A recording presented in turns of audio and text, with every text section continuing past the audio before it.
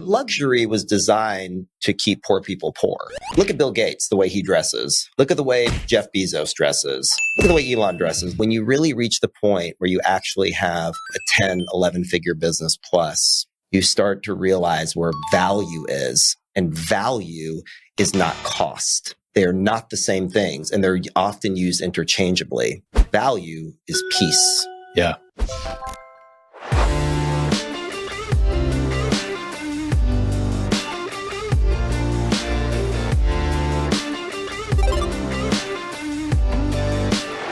Today on Beyond a Million, I am sitting down with Ari Rastegar.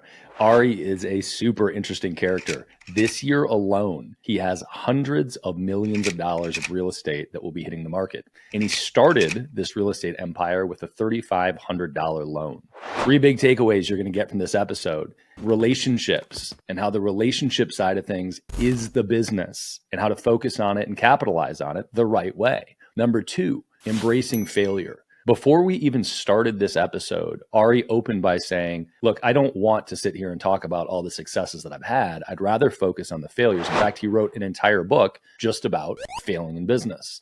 Listen to that and hold on to that as we go through the stories. Number 3, really interesting strategies for real estate investing. So Ari is focused on investing in the market more than the asset. That means that the independent thing that you're building or renovating or whatever you're doing in real estate is not his focus, but the market that he's in. Obviously, nuances to all of this, and that's where we want to dig in. Enjoy this episode of Beyond a Million with Ari Rastegar. Ari Rastegar, I appreciate you coming out to the studio, man. Thanks for having me. Absolutely. So you are one of the few, not really few, but native Austonians. It's true. I love connecting with people that are actually here, building here, quite literally in your case. So I want to get into history a little bit and talk about your current journey. But can you give me some kind of size and scope of your current enterprise? So it's a bunch of different real estate, and I know that you have done deals in something like 38 cities, 12 states, 7 different asset classes. So you've got this overarching real estate empire that you're building. Anything else you can elaborate on there to give everybody else an idea of the size and scope of what you're doing? Sure. I think kind of figuring out where you are is kind of looking back and where you came from, I think is a good gauge. I started the business with a $3,500 loan, and it'll be the 9-year anniversary on February 7th, 2024. And as you said, we've been in 13 states, 38 cities, 7 asset classes in 2 countries. And our approach has been about job growth and population migration trends more than anything. And Sunbelt has really been our focus, but there can be micro population changes. Like we've invested in parts of Connecticut at one point, that we're seeing a resurgence as people left parts of New York. Our entire business model is centered around people. And what we found is that even as we become a more technological enterprise, we use that data to inform deeper human relationships. So what I found in the real estate business is that it always ends in a person. Like even data centers, we have 600,000 square feet of industrial next to Tesla's Gigafactory, next to the F1 track, more specifically, that we bought before the Gigafactory was there. And we bought 50 acres and partnered with a massive firm out of New York. And in the process of doing industrial, you would think that with logistics and cold storage and all the different things that go in, it's about business. But what I've learned in this process is business is people. And that's become a little cliched. But at this point in my life with, we have close to 1 million square feet under construction in Austin alone that's completing over the next 30 to 60 days. If you fully develop everything we have, the 318 acres in Kyle that we're doing horizontal infrastructure work on for 1,000 houses, 1,400 multi-units, 50,000 square feet of retail, and building the new elementary school. All of that is actually in development and pre-development now. So that stuff alone is well over $1 billion in value. And, it's probably a small part of our portfolio if you took everything under consideration. So the scale is certainly from in the billions, and I'm a sole founder. I own 100% of the company, never took equity at the corporate level per se. Our investors are predominantly public pension funds, first responder, like the firefighter groups, the firefighters of Tyler, of Port Arthur, Longview, fantastic human beings, all the way to Texas Medical Liability Insurance Company, athletes, celebrities, doctors. We've run the gambit on the type of investor base that we've spoken with. And I think what's a little bit unique about what we've done is when people start to raise capital, because so much of the private real estate investment business or private equity in general is about investor capital. It's about sourcing good financing, finding good deals, and then sharing in profits together. We have focused more around performance than on fees. When I was in New York, on Wall Street proverbially, the way that those businesses are run, and I don't think it's anything nefarious, I think it's just a different business model, is people are rewarded for capital raising. And there was something about that to me that I wanted to be rewarded for performance. And that model has really permeated everything we've done. So Nietzsche used to say that I don't believe in trust, but I believe in mutual self-interest. And I found that when you look at people, we're not nearly as philanthropic as we'd like to believe. And most people are stuck in their own heads. And, if you start to accept that as people being obsessed with themselves, you start to find ways to hook in self-interest that's mutually beneficial. And it sounds a little bit cynical on its face, but it's quite human when you peel that onion. One of my least favorite phrases, I should say, is it's just business. I don't know what's more personal than my kids' money or a doctor's retirement or a firefighter's pension that's saving people's lives every day. So to me, there's nothing more personal than business. And that's the approach that we've taken to everything we've done. So if we go buy a deal, we speak with a broker. It's a person. With a bank, you have a representative. They issue a loan and they pool them together and they sell it as bonds on the public market and put it in human beings' 401ks. We've started to see in the world that is, filled with noise, we'd like to amplify humanity. And that goes into the way we've designing our Kyle project, letting design inform community, whether that's larger sidewalks, whether that's alley-loaded homes, whether that's eliminating dining rooms to make larger kitchens, ways that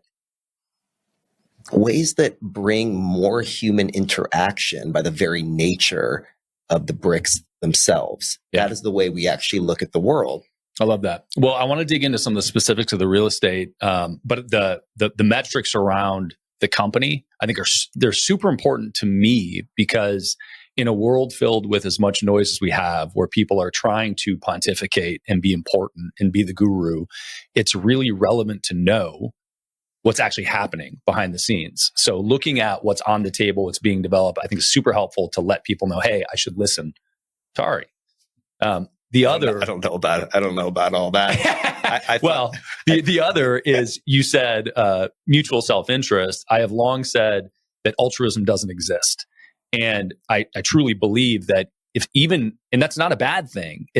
Even if you want to do something good, ultimately it's at a minimum, it's because it makes you feel good to do something good, right? It's still the self-interest that drives that. So I love that framework. Before we dive into the specifics of, or more into the current things you've got on the table and what's going on, can you give me an idea of where you mentioned a $3,500 loan, I think, to start the business. Can we start there and how you got into business in the first place? Was it real estate? Was it something else? What was the jump off point? Well, I've screwed up pretty much everything in my life over the years. Let's start with that. One other thing. Can you pull this a little bit closer to you? Sure. Thanks. I guess I want to start with, I've pretty much screwed up everything that I've ever, tried in my life. And I In fact, I wrote an entire book called The Gift of Failure. And the first line of the book is, I hope you fail, and I hope you fail a lot. There was a time that I thought that these hardships or these problems were in fact problems. And not to get too, into the personal development world, which I'm a huge believer in, because I'm a kid. I'm a nobody from nowhere. Someone like me is not supposed to make anything. I don't have any special talents. Not tall, athletic. I'm just a regular guy. I mean, I'm flipping burgers at Johnny Rockets, when I was in high school, and delivering pizzas through college. In fact, I didn't even get to Texas A&M. I graduated top of my class when they finally let me in. But that's not before going to Blinn College, before being able to transfer in. And I'm very much a late bloomer, and coming to terms with that was quite the journey for me. And there were several tools that went into that. I wanted to build myself. And then the natural iteration was to build something, if that makes sense. It started when I was at St. Mary's Law School, right before the 2007, 2008 market correction. I was driving back and forth to law school in San Antonio. Can I ask you a question on the law school thing real quick? Sure. So had you not decided, so law school is an interesting choice, because for a lot of people I know, they get into law school because they don't know what else to do, or they get into law school because they want to be an attorney. Or they have an Iranian father that only accepts being a medical doctor or a lawyer. Perfect. As validating your own self-worth. Perfect. Well, there we go. That's what I wanted to know. My dad's exact words, and it's in the book. He said, son, after you become a lawyer, you can be an exotic dancer for all I care. I love it. But after that, you'll be an exotic dancer, lawyer. Yes. Whatever you do with this, and lawyer. You'll be a businessman, lawyer. And I think that's still true what you said. I certainly didn't have the directionality. I knew I loved to read. And so I was an English major in undergrad. And I don't know what kind of idiot writes a book called Failure, who manages money for a living, nor who goes to Texas A&M University, agriculture and mechanical, and studies English literature. But reading has always been something for me. And to say the least, I'm a voracious reader. Anybody that knows me knows that it's not strange for me to go through 200, 300, 400 books a year for the past 25 years. People ask me a lot, like, when do you have time to read? And my response is always like, I don't know, when do I have time not to read? One of my great meditation kind of, mentors, so to speak, recalls something that one of the, sages, I guess, of the past would talk about, is say the person that doesn't have 20 minutes to meditate should meditate for an hour. Mm-hmm. And the person that doesn't have the 20 minutes to read should be reading for 3 hours, if that makes sense.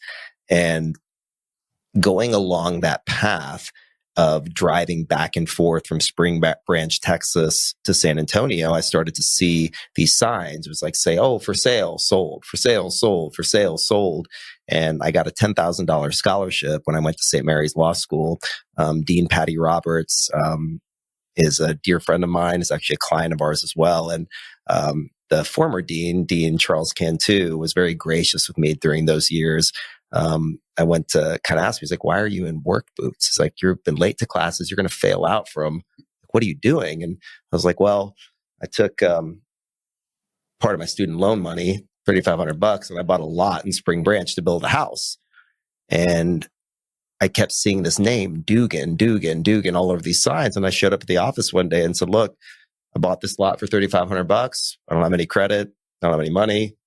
You know how to build it, but if you will go and sign on this loan with me at the local bank, Security State and Trust Bank, I'll pay the interest payments. I'll put them in an escrow. And when the house is sold, we'll split the profits 50-50. That exact model is still my model to this day. Wow. So you were 24, 25 doing that? 23, 24? Yeah. What? Had you heard about this from somebody, heard about the model, or was this like shooting from the hip? Let me just see if they'll bite on it. I was just trying to get a way to get in the door. And I didn't know how to say, you don't have to put any money in. You don't have to take any, let me put the onus on me to buy this thing or find it. And the area was growing. And when we completed the house, we sold it to my girlfriend at the time's father, who passed away I say recently. To me, it feels recently. It was about 10 years ago. He was a mentor of mine, beautiful, beautiful man. He bought it for $115,000. Fast forward, his wife, who's still a dear friend and a client of ours, still lives in it today. And I think it's worth close to $400,000. Awesome. So the macro of it was really powerful because it had to do with this growth. And I don't think by any stretch of the imagination, I was smart enough to understand what we were doing. It was just something that felt authentic to me, and it felt aligned. It felt right. And in hindsight, going back and forth, Steve Jobs used to say, you don't connect the dots moving forward, you connect them going backwards. And as I'm looking backwards and mining for gold, there's been this golden thread of authenticity between them, and a lot of hurdles and a lot of failures along the way. And I think we like to beat ourselves up when things happen. I'm at the top of that list. But the difference, I think, is how we continue to show up first for ourselves.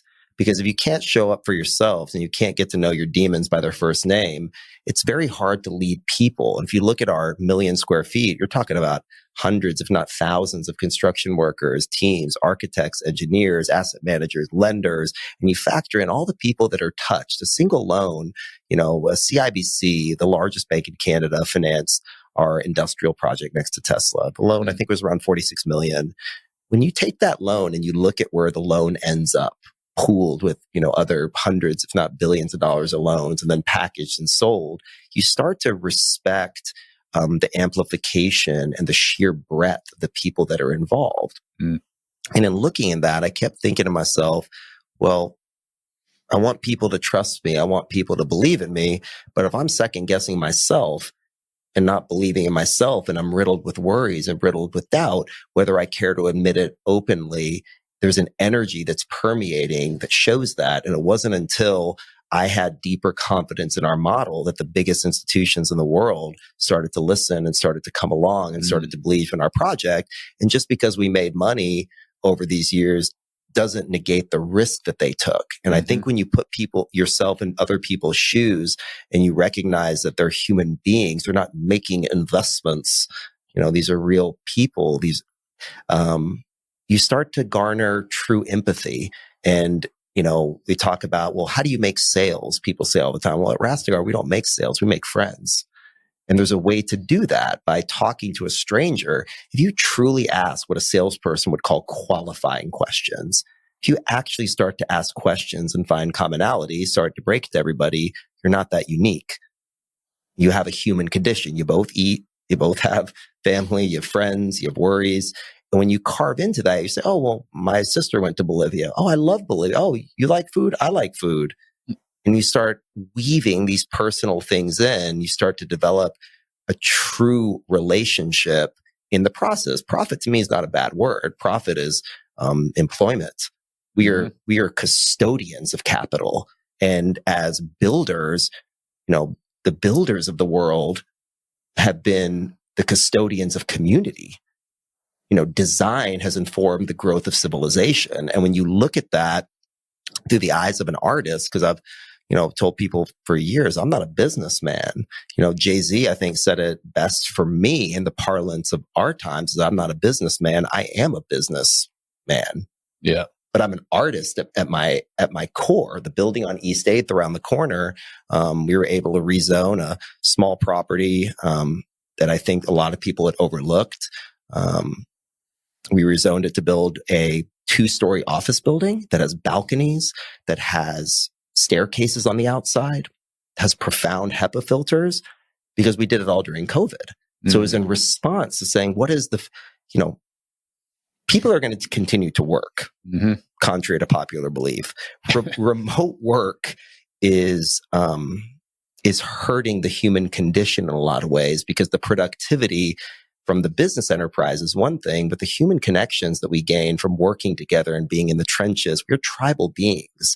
And so we thought, okay, maybe building a 70-story office building in Austin is probably not the best choice at the moment, but a 2-story building that overlooks the entire city that we call Infinity Views, that's in response to COVID, is needed. And we've seen a wild interest for a boutique, super class A, project that's here. But again, we find that the best businesses in the world, not to say we're in that category by any stretch of the imagination, is in response to a true need or illuminating a need that people might not consciously have known at the time, i.e. the iPhone. But this time is a very peculiar time. We're reaching an inflection point where information technology not only grows exponentially, but it accelerates exponentially. Mm-hmm. So for us middle childs, I'm actually the oldest millennial. So to the young people, I'm the old guy. Right. To the old geriatric millennial. I'm a geriatric millennial. I've never heard that. I love that. I'm going to use it. But I'm the young guy, as a 41-year-old CEO running a multi-billion-dollar platform. And for the record, I'm just getting started. Like I've never felt better in my life. I take health and wellness more seriously than I guess a Google search would probably show more about what I'm doing as my health regimen, because I believe businesses are an extension of self. And I think the best of it, when we're in our best selves, we're not bifurcating business, certainly as entrepreneurs, right, with life. Like doing business and doing life is a very similar thing. So when you look at the 600,000 square foot industrial project, it's on 130 on the tollway. 130, starts up in, Round Rock, Georgetown. It loops around the east and ends in Buda, just north of Kyle. So the industrial backbone, when Tesla moves their headquarters, Oracle moves their headquarters, you need people to work, but where are they going to live?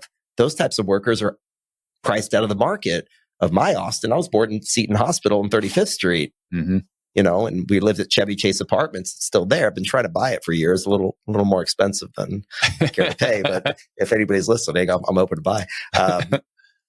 But that's responsive. Yeah. That's responsive to building that thing, because those workers are going to need a place, and then they're going to need housing that's within a viable distance. So between Austin and San Antonio, the assets themselves, we don't invest in individual assets per se. We invest in markets. Beyond a Million is brought to you by Easy Pay Direct. If you're an entrepreneur and you are still using a product like Stripe or PayPal to accept payments, it is time to find out why the largest names in your industry would never consider doing that. Check out easypaydirect.com/BAM to find out more. You hit on a whole bunch of stuff, some around leadership, some around personal development, who you have to be the right leader, some perspective in those things. The people first mentality is an interesting one, coming from the Iranian father that said, you can be a dancer if you want, but you're going to be a lawyer dancer. So you start with one house and you end up with 7 different asset classes, people first. There's a big gap there. And there are tons of questions with that path about where your focus is, how you learn the things, right? The tactical things that come into this. Where did you go from one house after being an attorney and diving into real estate? And with that, I think it's important to note, why did you think about buying the house in the first place? You saw the signs, but had you looked at real estate investors? Had you learned about real estate investing? Did you see some infomercial? Where was the beginning and what was the next step there? My good friend Jay Abraham used to say, questions are the answer. So I appreciate the question, because if you don't ask the right question, you're not going to get the right answer. And that certainly is the right question. I've studied greatness my entire life. For being an awkward kid that didn't really fit in, wasn't too good at school. Parents divorced when I was really young. And there was a time that I thought that life was happening to me. So I found inspiration in reading about the greatest people. And I'm not a big sports guy, but when Tom Brady was playing, I watched. I don't really care for basketball, but when some of my clients that are some of the greatest athletes in the world, I watch them. When Michael played I watched him. I didn't watch the Bulls. I was interested in what Kobe thought about Michael so much that my thesis in undergrad was why Mark Twain resented the real William Shakespeare. And so I've been always interested in what great people think about each other, the relationship that Teddy Roosevelt had with Tsar Nicholas. And, you know, he said to his daughter one time that the path that we walk is so lonely that our enemies are oftentimes our only friends. And in learning these things, I knew that I didn't want to be poor. And from being poor most of my life and knowing that my family in Iran were quite literally royalty to some degree. You know, my grandfather was the Shah of Iran's medical doctor. My namesake, General Rastegar, was number 2 in command.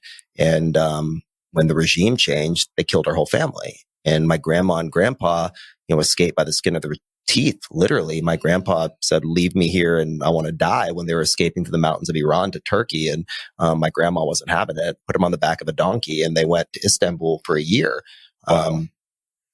And hearing the stories, I remember my grandfather and my dad still to this day, you know, telling me these grandiose stories of this empire, of this. My grandmother, to tell you where Iran was at that time, went to law school. She passed away in her 80s. So for those things to happen at that time, and imagine a world, and my grandma, grandpa, and my father would, you know, very early tell me to close my eyes and say, this government housing and the things that we're living, like, this is not your life. This wasn't supposed to be your life. They gave me the gift of dreaming.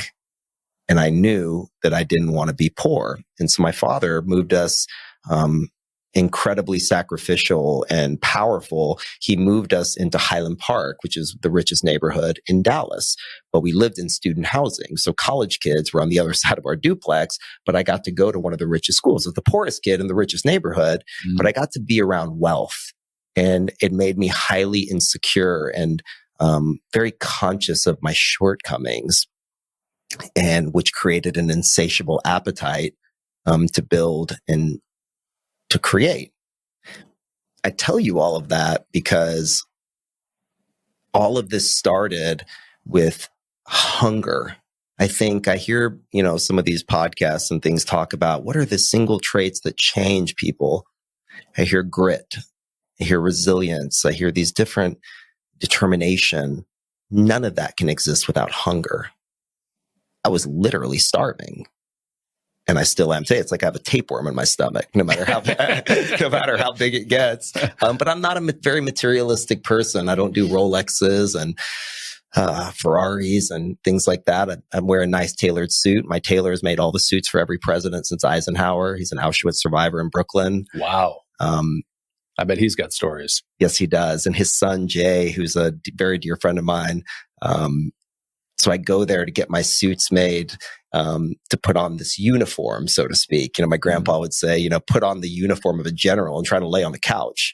It just doesn't work. And so the suits and the ties, I might be the last idiot in Austin that wears a 3-piece suit to work most of those days. But you'll either find me in kind of pajamas. My friend, Daniel Patrick, designed these sweats that I love so much. He's out of Los Angeles, just unbelievable human being, you know, clothes some of the, you know, greatest people in the country. And I like hearing those stories about entrepreneurs that people, you know, go out there and fill a need and follow their passion, because they have a hunger for something. But I really believe that it starts with your own hunger of self. And in the way of serving yourself first, the greatest performers in the world are all selfish on its face. But until you look at the impact that the selfishness becomes transmuted into contribution. So being around the people that are doing it, that have their hands dirty. I'm still on the front lines of talking to new clients to this day. I know every single one of my investors on a first name basis. I can texted every single one of them on Thanksgiving with no CRM. I'm not a big computer guy. I've done most of this stuff on my phone. But I found that the more that I built myself and the more that I took responsibility and the more that I stopped pointing fingers, the bigger the business got. And so every time you're hitting a roadblock, so to speak, if you think about it as a hurdle. So one of my friends, Ashley Spencer, she's an Olympian, amazing athlete, human being. She runs hurdles. And I've come to find that I think life is running hurdles. more than anything. Running a straight line on a track, I feel like, is not as difficult as every time you're running, something else is put in front of you. So I've asked, what is the advice for entrepreneurs? And the advice is look in the mirror. Go look in the mirror and get to know yourself before anything. Because if you go out there and you try to build something for somebody else and you don't know yourself, Julius Caesar used to say the greatest enemy in the world will hide in the last place that you'll ever look.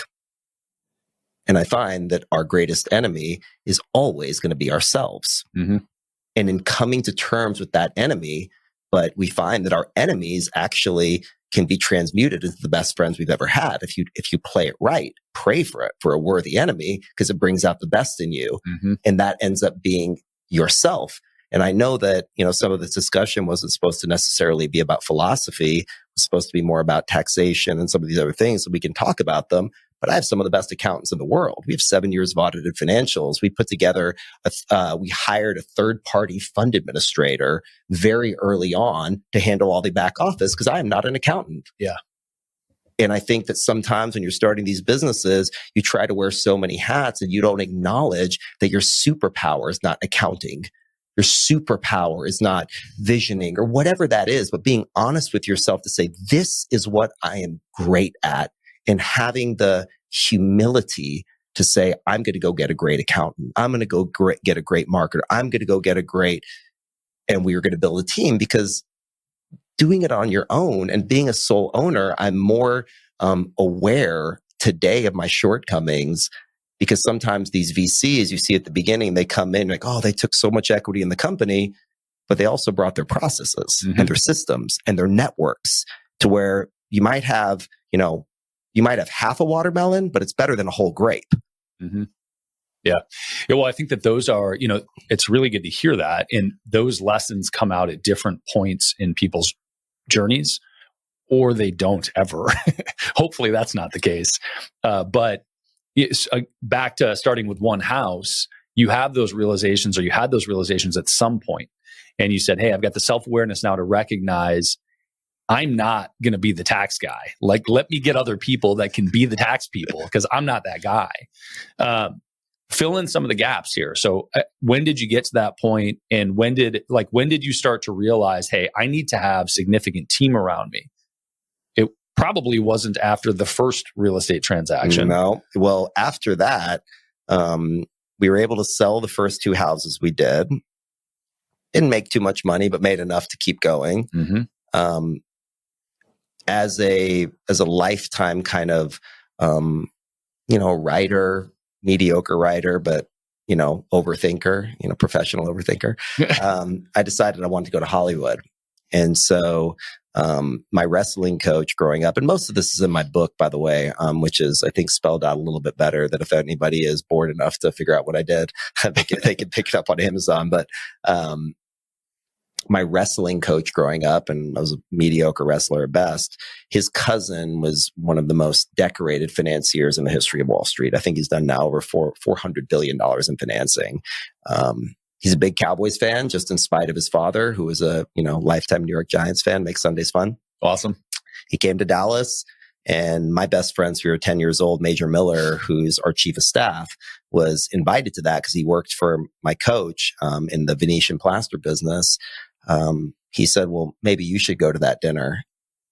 And everything changed. I sat at that table, and a few days later, when I was practicing law, LeBron James and Drake's representatives showed up at a law firm that I was working at.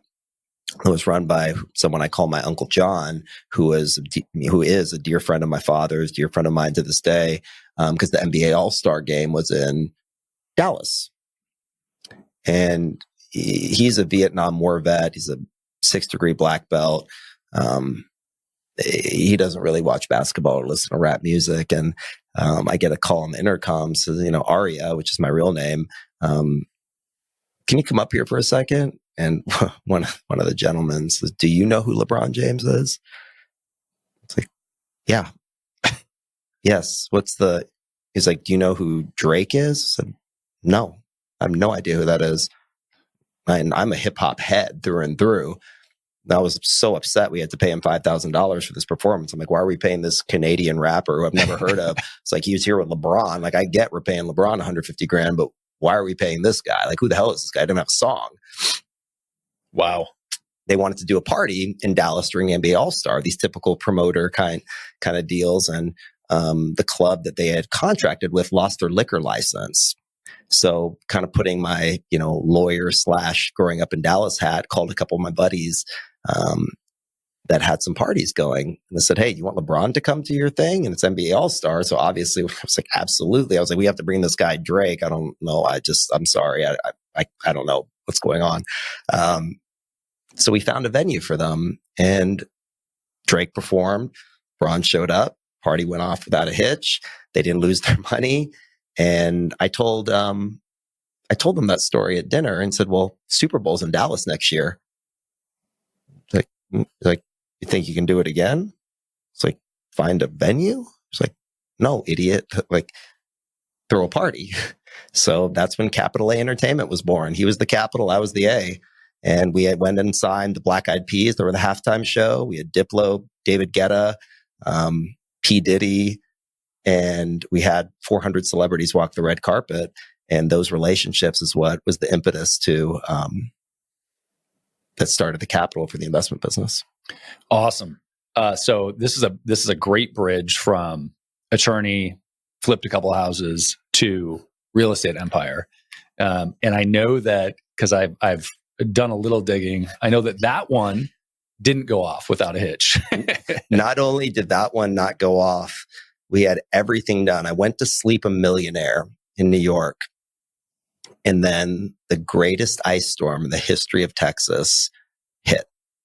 And all the chargebacks started. And I remember looking at the count at negative 800,000. We still had the parties, and the parties were absolutely epic beyond belief. And the plan was to do kind of the trifecta and hit NBA All-Star in LA, which was the next weekend. So during that time, I was able, through some relationships, shout out to my dear friend Gavin Kiley and GBK, his event business, for running the logistics around figuring that out. But he got us a meeting with the Playboy Mansion, and we cut a deal with Hugh to rent the Playboy Mansion to bring Snoop Dogg to come perform at our Super Bowl. So LA, Snoop Dogg, some nobody kid from Dallas, grew up listening to Dr. Dre. It was a dream. And all set up. Tickets were, $1,000, $1,500 a ticket, sold out, ready to go. Legionnaire's disease broke out 2 days before the event. I watched it on the news. I was sitting in Venice Beach at a little hostel we'd rent. Several of my best friends had come in, and we'd put the thing together, and we had to figure out whether we were going to cancel this thing. We ended up finding another venue at the Conga Room where tickets were $75. But again, we still had the party. In searching for that venue, I walked into a nightclub in LA that used to be a strip club called Voyeur. And you can't really make new strip clubs in LA and most parts of the country. But if you convert it, you can still keep the license. And so Voyeur had become this, very chic, sexy. They had a little bit of nudity with people up in nets above the club, and just had this really cool mystique. And I was sitting there, and one of my dearest friends in the world, he met this young lady that initially kind of told me, not interested. And he kind of did the go over here. And so, being a single guy, I went over and we spoke, and I could just tell she's a little bit annoyed. I was like, what? She's like, oh, my boss, I'm just here. And I look over her shoulder, and Johnny Depp's standing behind her. I was like, holy shit. I was like, I had the Crybaby poster on my wall, embarrassingly enough, as a kid. And I was like, oh, holy shit, that's Johnny Depp. She's like, yeah, it's my boss. And by the way, he's a beautiful human being. Forget the tabloids. For the stories that I know about him of firsthand knowledge, maybe not a saint, but a very, very good, beautiful man. Always good to my wife, all the years that she worked for him as his corporate flight attendant. She ended up coming to the party, and we got married 9 months later. Crazy. And in finding out, she told me about this epic party she went to in Dallas. It was just unbelievable. And it was just inspired her to come to LA. Turned out she was at the party. We never met. Amazing. Wow. What a fun origin story for you and your wife. And from a business perspective, so filling in some of the gaps here, you start an entertainment company, capital A, is that what it's called? Yep. Start an entertainment company, capital A. You bring A-class talent to the Super Bowl and the parties around it. But because of this massive ice storm, it crushes profitability. Yep. So you launch it, it happens, people enjoy the party, but you get so many chargebacks through the process. And people just don't show up, presumably tied to that, that it's not profitable. You do the same thing for the NBA All-Stars in LA, but again, quiet pandemic hits and wipes out all profit. So you also don't make money on that one. Correct. So where does that leave capital A as a company, and how does it bridge into full force real estate? Well, my investor in that was a real estate mogul, and still a very decorated financier in New York. And I wanted to be like him. And being in those circles and, in the true Italian style, big dinners at the fancy restaurants and entertaining big clients, met someone, and it just migrated into working for a small private equity firm that grew pretty big, and learning more about real estate and kind of this kind of fast forward. I felt like, we were in kind of like hyper mode of learning stuff, but hearing and learning through osmosis, what was going on in New York, how things worked, how structures were, and realizing that real estate is contracts on its face. I was like, oh, so you buy this and someone, and demystifying all of the jargon and the internal rates of return and all these different things. And seeing success and seeing that I could talk to people and talk to them about the vision, about the project, sharing the stories of what it was, and becoming fast friends with people. And the success of that over a couple of years of working inside some things he was doing, some of his colleagues and people he'd financed. I was too dumb to know that I could do it myself. That's amazing. So one of the questions that I always have for people that do multiple asset classes aggressively in real estate is, why not double down on one, and sort of shiny object syndrome versus deliberate diversification, right? Yeah. And immediately when I hear you start from private equity, I have a totally different frame for that. Because when you start with private equity, and you articulated some of this, you're coming from a numbers perspective, and you're coming from an investment first perspective, not a mechanical perspective of how do I operate the business, which is embedded in a particular asset class, right? Running the business of a single family home or a hotel or a retail center or a warehouse are all fundamentally a little bit different. Yep. But the financial mechanics of them from a PE perspective perhaps are similar. That's a great point. I looked at it more as a fund to fund. I looked at it as, because of my relationships and the circles that I was running in, I utilized people that had expert track records that I knew from their lenders and I knew from the people around. So I started to introduce people through my own kind of SPVs, so to speak, into other people's deals. So the inherent diversity I had was working with unbelievable operators in those different asset classes and watching them from a side and garnering their track record, learning their things and sitting and listening and trusting our clients' capital with them because of their expertise in multifamily in Connecticut or office in Dallas or self-storage. And because of that, it made us look a lot smarter than we are. And basically, when those deals started to exit and started to make money, all of a sudden we had a track record investing in 20 cities, even though we had 200 grand at a deal. We invested successfully in businesses and reviewing the financial statements and seeing how they did things and asking tough questions that I had no idea what the answers were even going to be, and just taking diligent notes. We ended up knowing a lot more than we did. And then we've translated that now into we have 4 different asset classes we're constructing at the moment, but we were able, through the knowledge of working with other best-in-class operators, to ask the right questions of the builders, of the bankers, and and putting excellent engineers and project managers. We don't build these projects ourselves, like Rudick Construction is an example. Clay Rudick is a dear friend. He's building our office building there on East 8th. Raymond Construction. These are phenomenal builders. And we went to them and said, here's the plan. Here's the vision. Will it work? Like, what do you think?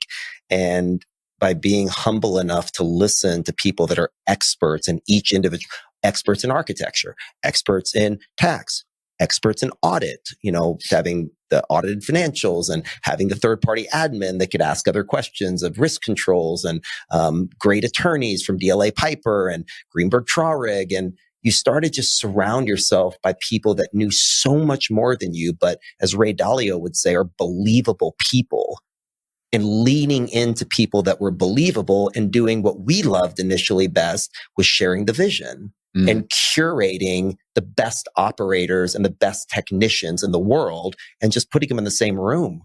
Yeah. I love that. I also, first off, principles is top 5 favorite books for me. Yeah, I agree. Well, he actually published it on the Bridgewater website 7 years before it came out as a book. And a friend of mine gave it to me in a PDF in 2014. And I don't think I lifted my head up for 3 days. I mean, it was just, and I got to tell Ray in person. Oh, amazing. I sat front row at a conference in LA and he spoke, and I went up afterwards, like the fangirl that I am. And he told me then to learn to meditate. And I immediately went and learned transcendental meditation. I'm now done all the advanced techniques, and I've become what they call a siddha, which is, their yogic flying level. I spend a lot of time in Fairfield, Iowa, which is the meditation capital of North America.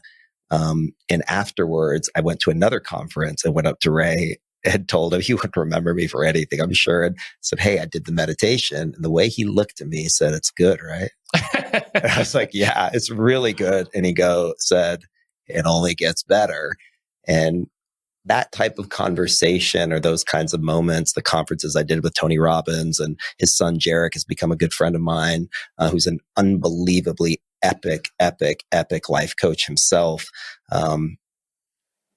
Being around people that are great in their own right, and remembering that I have 2 ears and 1 mouth for a reason. Yeah. And a kid that, that had a speech impediment and a lisp so bad that, I've become a little bit better at talking over the years, but that was 7 years of speech therapy. That wasn't a natural inborn talent.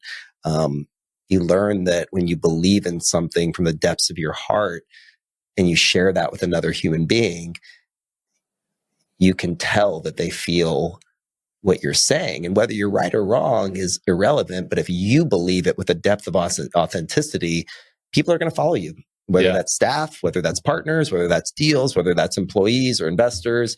But to me, it all comes down to the authenticity that you have with what you believe. And like I said, nothing's guaranteed in life. I've learned that from all my, physician investors. You can go get hit by a car tomorrow, God forbid. So nothing is guaranteed, but we come to learn in degrees of certainty. So when I think something is great, I kind of just do we'll see. I have a high degree of certainty, but we'll see. And we learned that in COVID. We learned it with this black swan event of interest rates rising.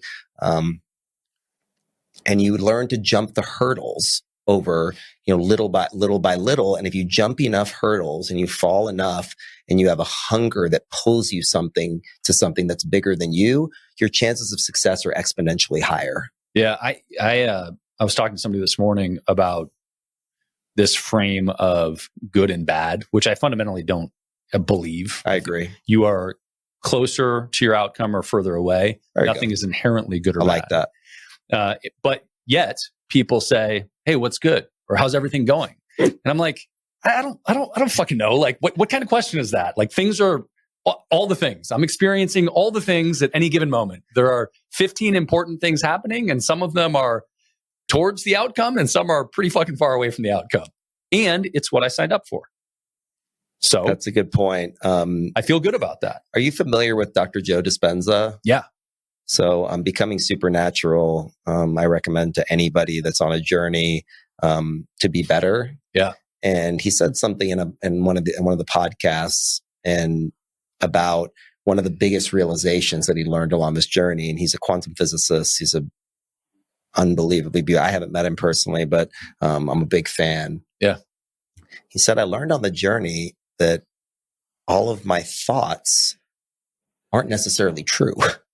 So when you have 60 to 70,000 thoughts a day, you find that you're a product of the thoughts that you had the day before. And so we have these inherent reactions to moods, to feelings that are programs at the quantum level. So at the Newtonian level, we think in terms of predictability. This is going to happen. The apple falls, it's going to go down. But in the quantum world, we think in terms of cause and effect.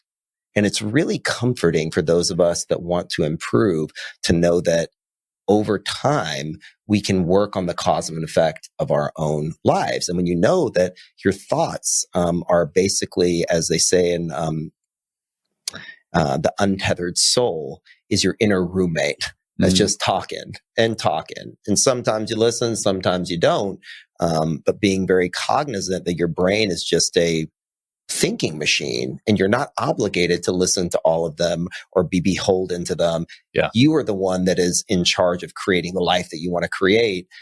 You're not a manager of circumstance. You're actually a creator. And when you digest that fully, you have to swallow a couple bitter pills to realize you fucked up a lot of things, which for me was tough.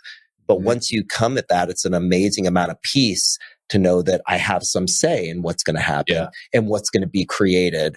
And those are the points where everything starts to change. And it all starts with self. Yeah. Well, and you have two choices, right? One is that, or these, they're not two, they intersect.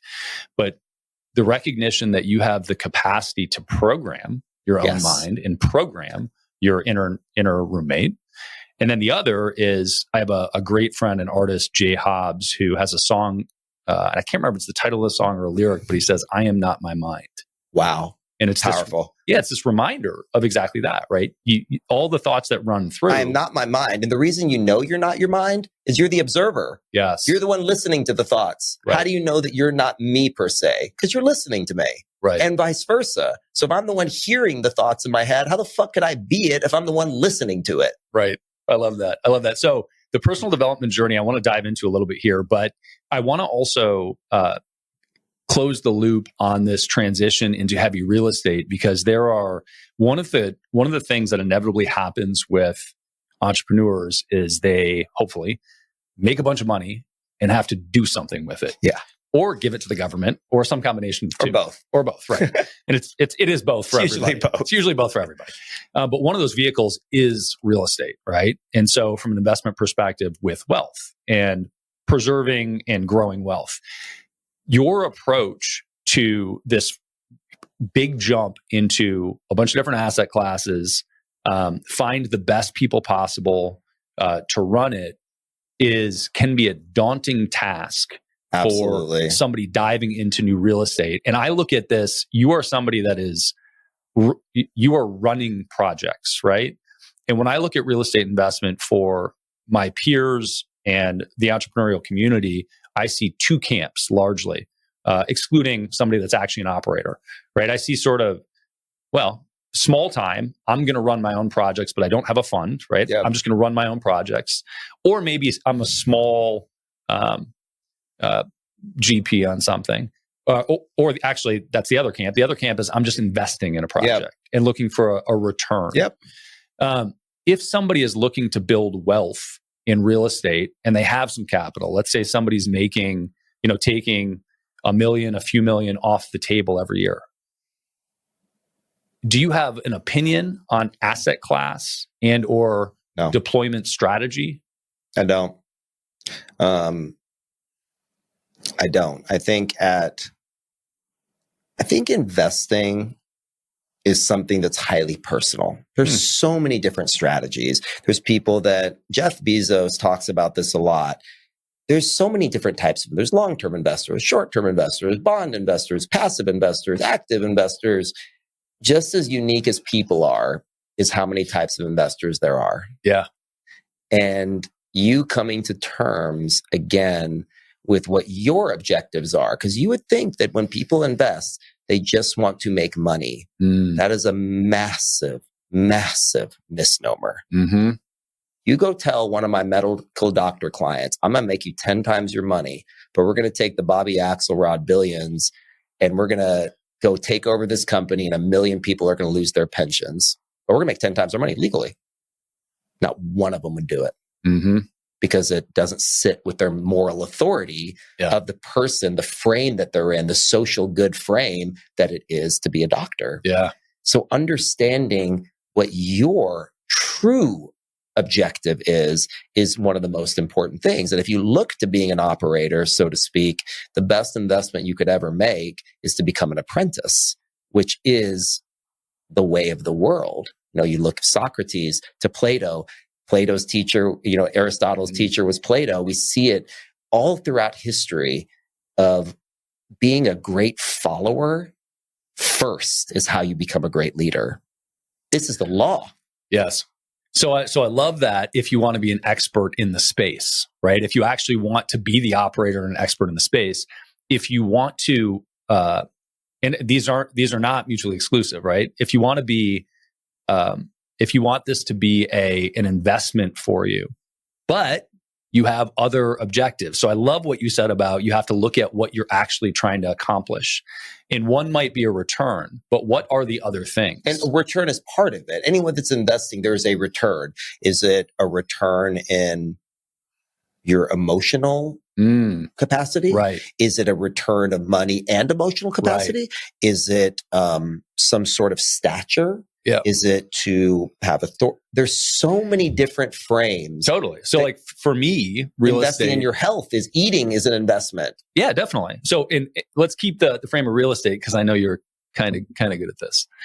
So I've been called worse. The frame of real estate for me, the secondary benefits for real estate for me are I want access to the physical property. So I love investing locally and I love light commercial because I can do other things with it, right? It serves a purpose for me to be able to, depending on the asset class. Therein lies the rub. Yes. Entertain, store, house. Perfect. Whatever. You know yourself well, which is what's going to make you successful to me. Well enough in learning. But here's the question. So the question is, in this frame of being an apprentice, if this is and I'm a very active investor, so I'm not actually the use case, but for somebody that's getting started and has some sense of awareness, do you think that it behooves them to be the apprentice when they're trying to figure it out? Yeah? I am an apprentice right now. One of my dearest friends is a man named Jeff DeModica. He is the president of a little company called Starwood. Mm-hmm. It is arguably the biggest real estate company on planet Earth behind the Catholic Church, maybe. His son, Brad, also works for us. He's a mentor. He's an advisor. So no matter he's a lender by trade. He runs Starwood Capital. So they've done billions and billions and billions of dollars of financing across everything. I am an apprentice and a mentee of his. I call him about certain things there's levels to this shit. Yeah. You go ask Elon the other day, he said, how does it feel to be the richest man in the world? He goes, what the fuck are you talking about? It's like, there's trillionaires in Saudi Arabia. I'm the richest man. There's always levels. Yeah. And once you know where you are in the level, and the type of rich to somebody else is not rich to me, or vice versa. Mm-hmm. And so these are all so personal, again, to dovetail the entire conversation. But it's about having wild, radically transparent values around who you are and making sure, because if there's a moment that you cease to be an apprentice in some capacity, it's the beginning of the end. Innovate or die. And the only way you can innovate is by running behind someone that runs faster. I like it. So the clarity around the term apprentice is probably relevant. So when I heard it, the immediate frame that set in was employee. Traditional apprentice, which is work for free to learn. And what I think I'm hearing is learn and worry about the rest as it goes, or learn and tack on the other things. If you need a certain return, great. That can be part of the equation, but learning is the predominant function for you there. Always. And it's always the minute you cease to learn is the minute you cease to die. You start to die. That's a mantra that I absolutely live by. And I've been a very, arrogant, outspoken person for, I think that's saying it lightly, for many years of my life. And having a 11-year-old daughter, an 8-year-old son, and a 4-year-old daughter, teaches you a level of humility pretty quickly when your 4-year-old just stomps on your head when you're laying on the ground, lovingly.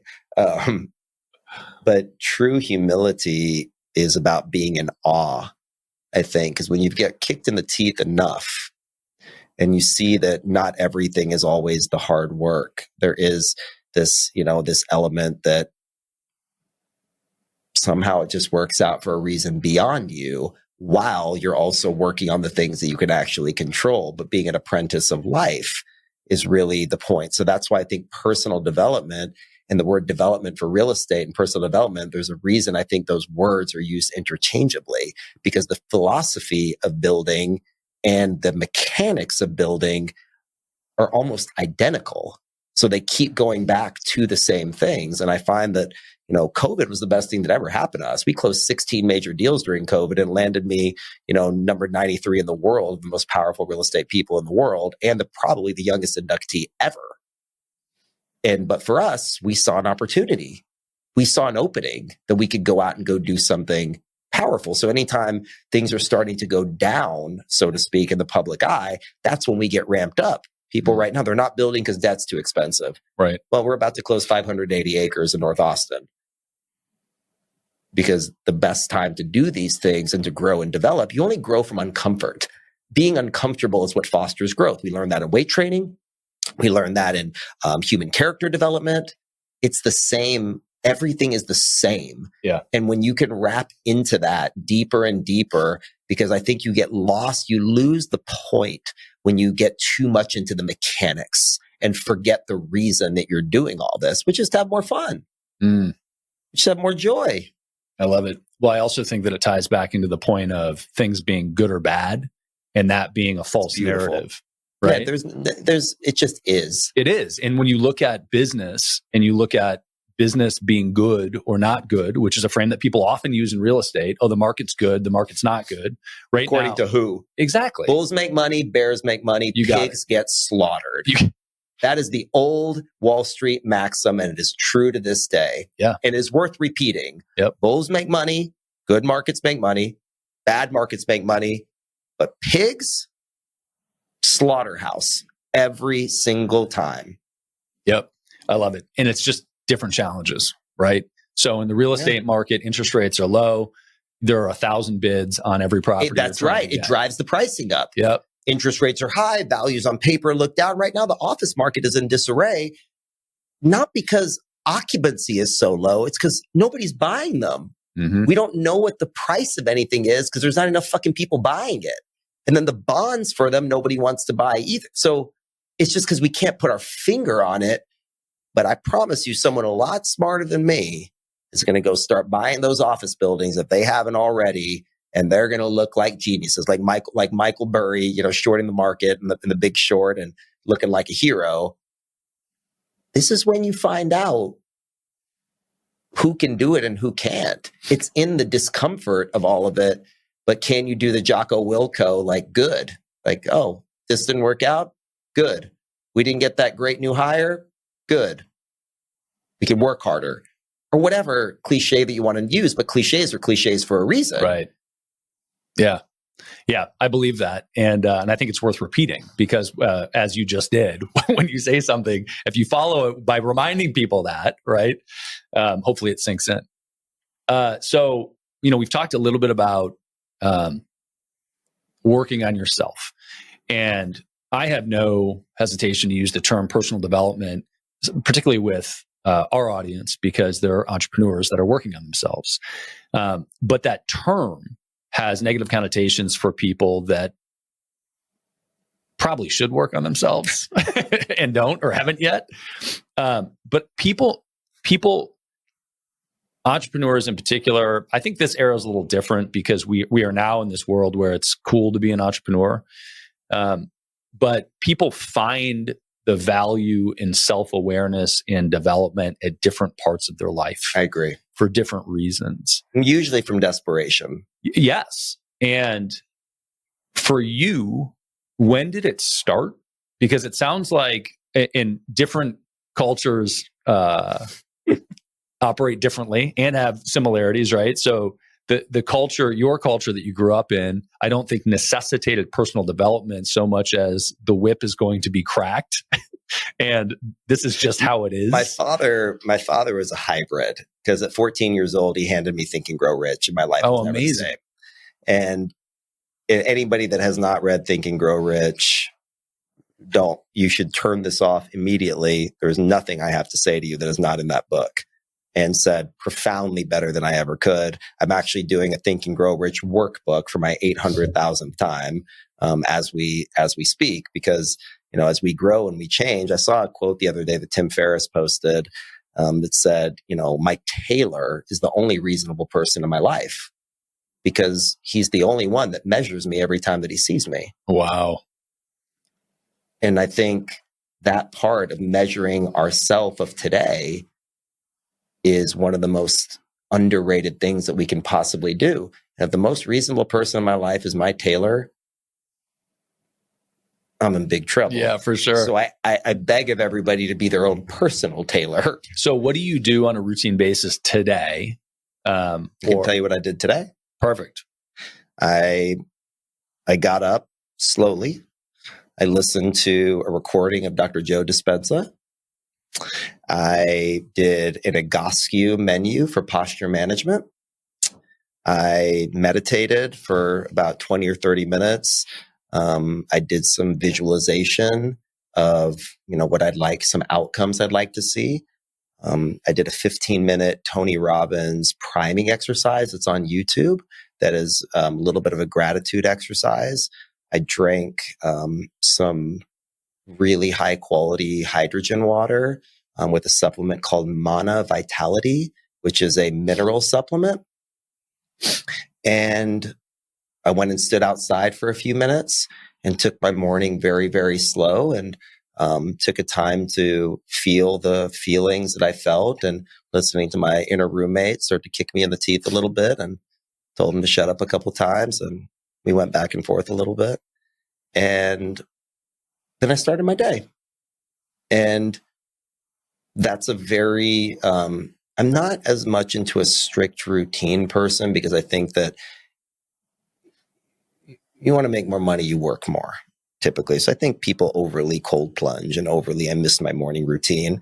When I was building the business, I didn't do any of this at all. I worked 20 hours. I slept under my desk. Literally, there's still time to sleep in my office to this day. But when you do have the chance to do it and to recharge and to refocus, because your growth or your whatever you focus on grows. It's very simple. Like if you in your mind, you catch yourself going to something, like we all do, because this thinking machine that keeps bugging you all day long is going crazy. So you have to build up resilience and discipline to focus on what you want. And most people don't know what they want. Yes. They say they do, but they don't. They have some vague interpretation of being on a yacht in Tahiti or something, but have no feelings put to it. And they haven't taken the time to give themselves the gift to figure out what they really want. Because I promise you, I've been a rich man. I am a pretty rich man, I guess. I've been a poor man, certainly. Same cheeseburger or vegan burger or whatever. Well, and also I think this illusion of sitting on the yacht in Tahiti or whatever, right, on the beach, drinking Mai Tais, ultimately the values and character traits that drive the person to riches are a totally different set of values and character traits than a person that's going to be happy sitting on a beach drinking all day. And it's a wonderful observation, because to really gain the truest luxuries of life, the greatest luxury in life is peace. That is the ultimate luxury. Poor rich people buy Lamborghinis and Bugattis, unless you are a true car connoisseur. And they're out there. There are some F1 folks that they know that's different. Sure, yeah. But 95% of the purchasers, according to Lamborghini and Ferrari, are your flexers. Yeah. I think you've got, as with most explanations, you've got some middle ground there where there are people that are exploring, right? That are like, hey, I made a bunch of money. I don't know what it's like to have a Ferrari. Let me try it. Right. And so you have some of those, but I tend to agree with you in general. So usually if somebody's flexing like that, I'm like, eh. And one of the benefits that we have is I see financials for people all the time, as you do with investors, right? Perhaps. But people would tell me stories, then I see their financials. They tell me stories, I see their financials. They tell me stories, I see their financials. And over, tens of thousands of people coming through the Easy Pay Direct systems, the patterns start to emerge. And now my radar around that is so sensitive that I will, my own limited data points, I will validate that when I meet a person that is flaunting fancy stuff. All they're flaunting to me is how bad they feel about themselves. So I try not to jump there, but I will say that it's rare that person is the person that's actually wealthy. And luxury was designed to keep poor people poor. If you look at the history of luxury in general, look at Bill Gates, the way he dresses. Look at the way Jeff Bezos dresses. Look at the way Elon dresses. Look at the true power magnates of the world. Look at Robert Smith. I saw him wearing socks and Tevas the other day with a 3-piece suit on stage. And he's the greatest African-American entrepreneur of modern history. I have all the respect in the world for Mr. Smith. He's a fucking genius, and I don't use that word often. Real rich and wealthy doesn't need a label. In fact, they disdain it more than anything. And like I said, we all go through the Louis Vuitton Gucci phase as we're trying to get to that place. And there's a place for it. I think there's a time where we, looking and feel a certain way because it elicits an emotion that allows us to move forward. But when you really reach the point where you actually have a 10, 11-figure business plus, you start to realize where value is. And value is not cost. They're not the same things, and they're often used interchangeably. Value is peace. Yeah, I love that. Well, Ari, there are a million other questions, but I know you've got a time schedule here as well. If you want to, if people want to find out more about you, where do you want to point them? I think that if people want to find me, I'm pretty easy to find. My book, The Gift of Failure, is basically a compilation or a cliff notes of many of the self-help books I've ever read. So if somebody wants to delve into this personal development realm and get a condensed copy that's written for an 8-year-old reading level, that is tactical, that's simple, that is not overwhelming, and is somebody that's coming from a place of incredible vulnerability and wants to get a taste of what some of the greatest minds in the world have said, not me, I think they'll find value in it. And the rest is people find what they want and what they're looking for. And if I told them where it was, I'd be doing them a disservice. I love it. Ari Rastegar, The Gift of Failure, we'll put in the show notes. Appreciate you coming out. Thanks, buddy. Absolutely. Love it. I hope you enjoyed the episode as much as I enjoyed doing it. I need your help. There are 3 places you can find Beyond a Million. The podcast itself, beyondamillion.com, which has some cool free resources, including a free course. And we finally launched the Beyond a Million YouTube channel. I would love it if you would go there and subscribe. And if you don't want to, you still would probably enjoy seeing the visual content. Check it out, youtube.com/@Beyond a Million.